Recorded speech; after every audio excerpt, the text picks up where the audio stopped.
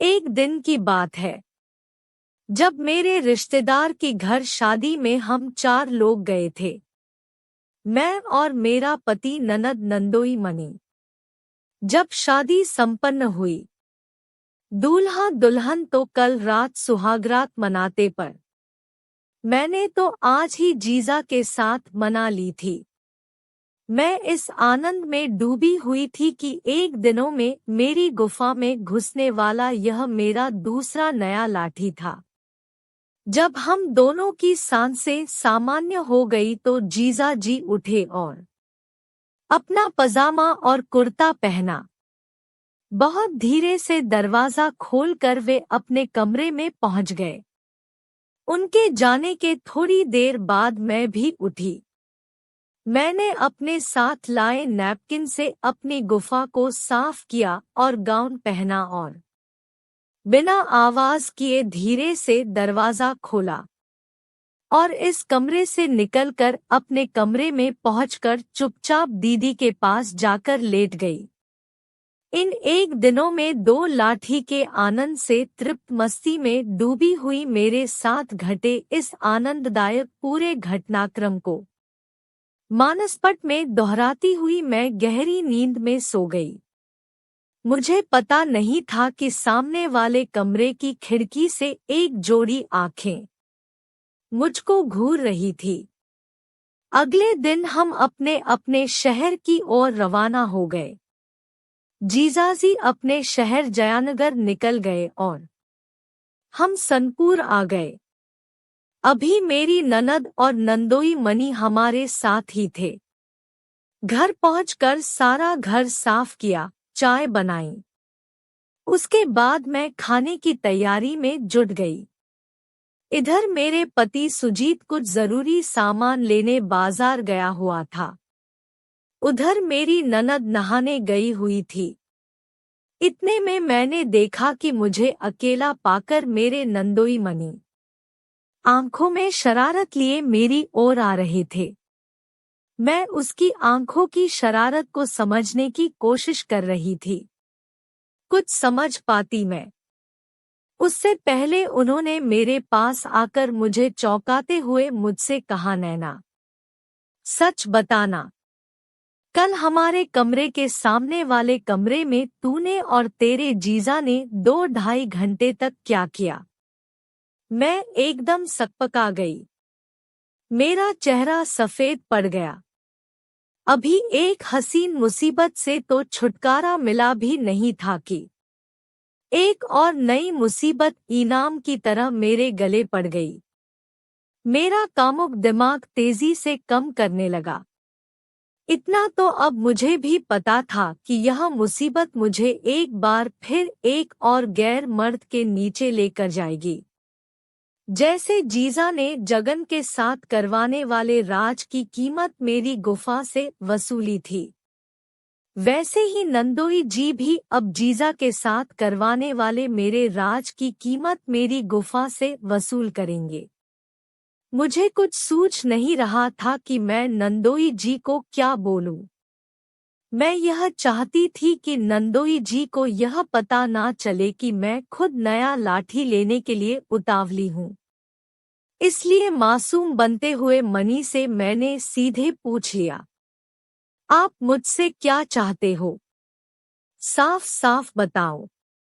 Money जी ने कहा, देख नीना, तेरा बदन इतना मादक है कि मेरी जगह किसी भी मर्द को मौका मिलता तो तेरे साथ करके के मजे लेना चाहता।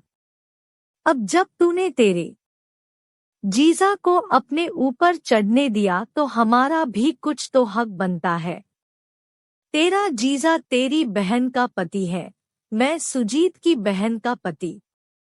नैना केवल साली ही नहीं, सालाहेली भी आधी घरवाली होती है।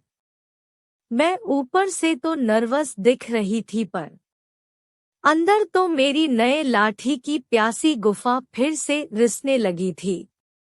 मैंने फिर मायूसी भरे स्वर में कहा, नंदोई जी, अब मैं क्या कर सकती हूँ?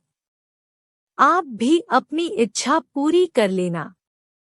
अब गलती हुई है तो सजा भी भुगतनी ही पड़ेगी।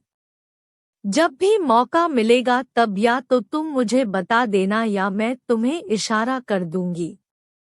महिपाल कद में तो मेरे पति जैसा ही थे, पर उनका वजन बहुत ज्यादा था, कम से कम 95 किलो। मैं अब आगे की कल्पना करने लगी कि क्या इतना वजन मैं झेल पाऊंगी, और क्या इनका लाठी इनके शरीर जैसा ही मोटा होगा या नहीं। और जैसा कि मैंने पहले बताया है, मुझे मर्द के नीचे उसके आगोश में दबकर करवाने में बहुत मजा आता है। किंतु मनी को देखकर मुझे लगा कि जब भी यह अपना वजन मुझ पर डालेगा तो ये तो मुझे कुचल ही देगा। लेकिन चाहे जो हो जाए, अब तो मुझे उनके भारी भरकम शरीर के नीचे जाना ही था।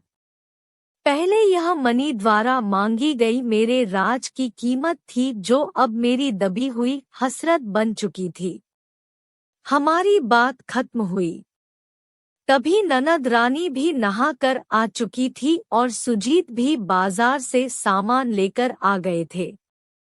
उसके बाद ननद रानी ने मुझसे कहा, मुझे सनपुर का किला देखे कई साल हो गए हैं, मेरी बहुत इच्छा है देखने की, आज वहां चलते हैं। मैंने कहा, यार दीदी, मैं तो बहुत थक गई हूँ, घर का काम भी फैला है, मैं तो रेस्ट करूंगी। उधर मनी ने भी जब इतनी जल्दी मुझे करने का मौका हाथ लगते देखा तो कहा, यार सुजीत, मैं तो कुछ ही दिन पहले एक बार किसी काम से सनपुर आया था तो दोस्तों के साथ किला घूम कर आया हूँ। तुम ऐसा करो कि तुम दोनों भाई बहन हो आओ, मैं भी रेस्ट करूंगा। घर से किले तक जाने और आने में कम से कम 2-2.5 घंटे तो लगने ही थे। वे दोनों जैसे ही रवाना हुए, मैंने मनी को मुस्कुराते हुए कहा, दीदी और सुजीत किला देखने गए हैं, तब तक आप भी किला फतह कर ही लो। नंदोई जी मेरी बात सुनकर खुश हो गए। वे बाथरूम गए और हल्के होकर वापस कमरे में आए। उनने आकर बिना समय गवाए तुरंत अपने सारे कपड़े उतार दिए और मुझे भी पूरी बिना कपड़े कर दिया। मैंने देखा कि उनका लाठी लटका और भीगा हुआ था। स्पष्ट था कि वे लाठी धोकर आए थे और करने की शुरुआत अपना लाठी चूसाने से करना चाहते थे। मुझे भी कोई ऐतराज नहीं था, क्योंकि मुझे ताज़ा ताज़ा धुला हुआ नरम लाठी चूसना बहुत पसंद है। क्योंकि जब भी मेरे पति नहा कर आते हैं तो मैं रोज नियम से उनका तरोताज़ा लाठी चूसती हूँ। मैंने घुटनों के बल बैठ के मनी के लाठी को मुंह में ले लिया और उनके गोली सहलाते हुए अपनी जुबान का कमाल दिखाने लगी। नंदोई जी के मुंह से आनंद की सिसकारियां निकल रही थी। उनका लाठी धीरे धीरे फूलने लगा। नंदोई मनी तो मेरे हमउम्र ही है, तो 2-3 मिनट में ही उनका लाठी पूरी तरह तन्ना गया। क्योंकि मुख से करने की मस्ती के साथ नई गुफा मिलने का करंट भी तो उसको मिल रहा था। मैंने देखा कि उनका लाठी मेरी उम्मीद के मुताबिक पुष्कर वाले जगन, मेरे पति सुजीत और मेरे जीजा तीनों के लाठी से अधिक मोटा था। मुझे लगा कि इस बार तो भगवान की यह कैसी कृपा बरसी है कि एक के बाद एक 3 दिनों में 3 नए लाठी मुझे मिल गए थे। और आज तो मुझे सबसे अधिक मोटा लाठी मिलने वाला था, जो मेरी गुफा को मस्त करेगा। मुझे लगा कि एक बार औरत की गुफा में किसी भी गैर मर्द का लाठी चला जाए तो उसकी झिझक खुल जाती है।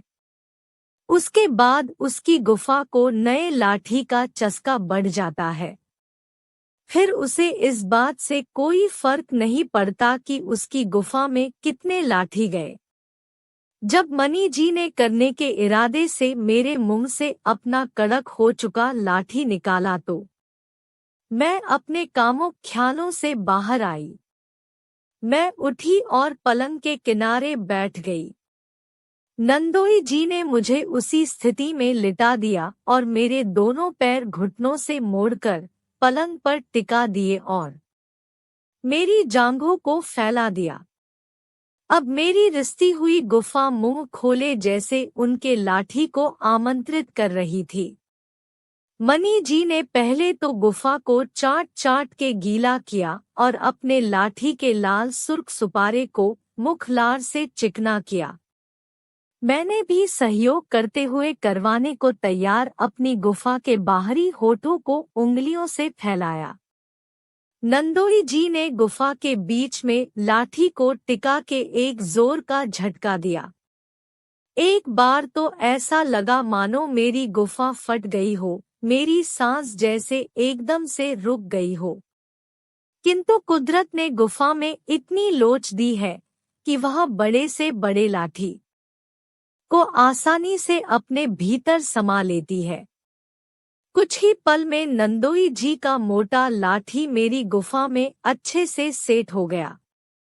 अब उनने मेरे ऊपर झुककर मेरे दोनों बोबे बारी बारी चूसते हुए धीरे धीरे कमर हिलाना शुरू किया। मुझे उनका यूं हौले हौले करना बहुत अच्छा लग रहा था, लेकिन मुझे तो मनी के भारी भरकम शरीर के नीचे दबकर करवाने का आनंद लेना था। मैंने नंदी के पिया को कहा, मुझे अब सीधे लेटने दो और मेरे ऊपर आकर अपने साले की बीवी को करो। मनी जी हंसते हुए कहने लगे, नैना तू मेरे वजन से दबकर मर जाएगी।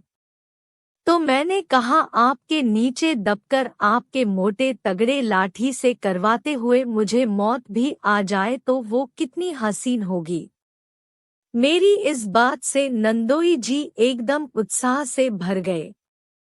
उसके बाद उनने फिर से मेरी गुफा में लाठी घुसाया और मुझे दबोचकर वैसे ही करने लगे जैसा मैं चाहती थी। हमारी घनघोर करवानी कम से कम 10 मिनट तक चली।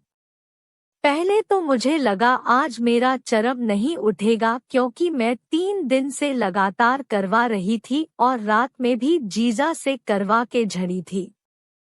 पर नए चेहरे और नए लाठी में कुछ तो खास बात होती है। मनी जी के मांसल लाठी ने मेरे बदन में वो उत्तेजना भरी कि मेरा फिर से उठने लगा। मैंने मनी जी को कहा, यार मेरा बस होने वाला है, अब बिना रुके लगातार रगड़ दो जोर से।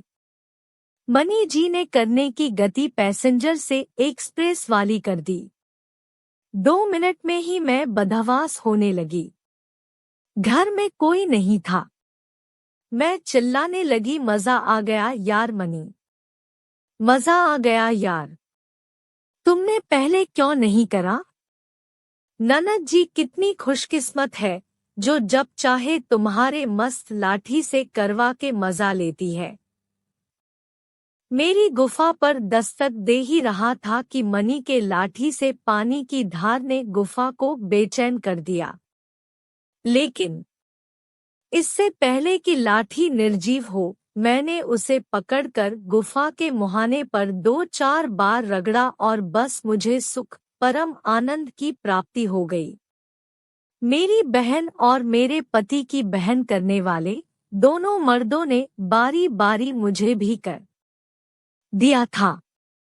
करवाने की सुख के क्षणों में मेरी सांसें ऐसे फूल गई थी जैसे मैं किसी के नीचे नहीं दबी पड़ी हूँ, बल्कि दौड़कर किसी ऊंचे पहाड़ पर चढ़ रही हूँ।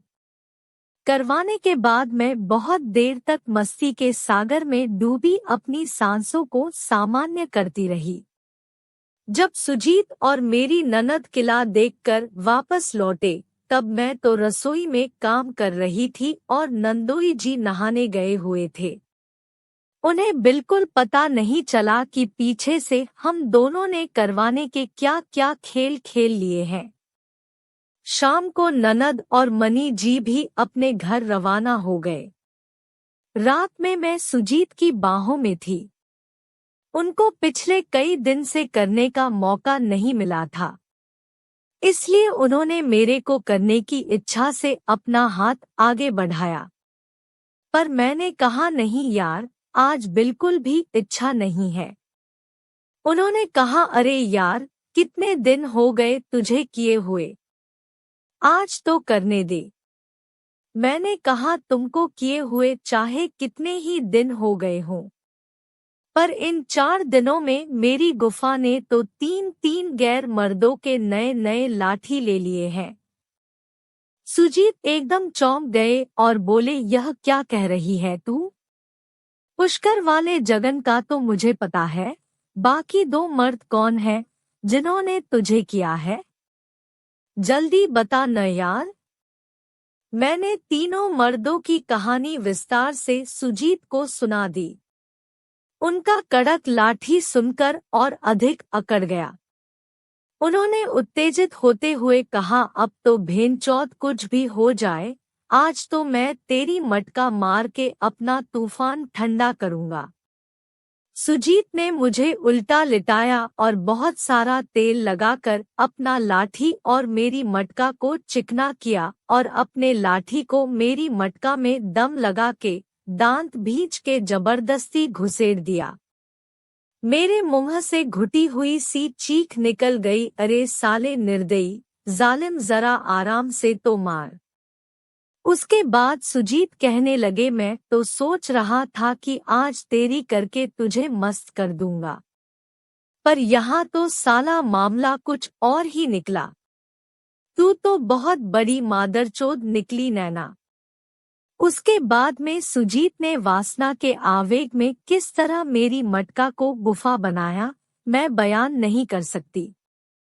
लेकिन मुझे इस बात की खुशी थी कि उन्होंने कोई नाराजगी जाहिर नहीं की, बल्कि उनको भी मेरी आपबीती से अतिरिक्त उत्तेजना ही मिली थी। 15 मिनट तक शानदार वाली मटका की गुड़ाई करने के बाद सुजीत ने मेरी मटका में पानी का झरना बहा दिया।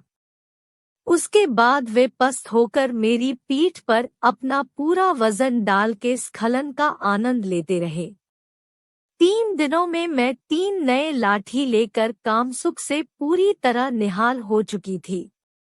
पहले तो ऐसा लगा जैसे मेरी गुफा को अब किसी नए लाठी की कोई तमन्ना बाकी नहीं रही। लेकिन खेल में ऐसा अधिक समय तक होता नहीं है।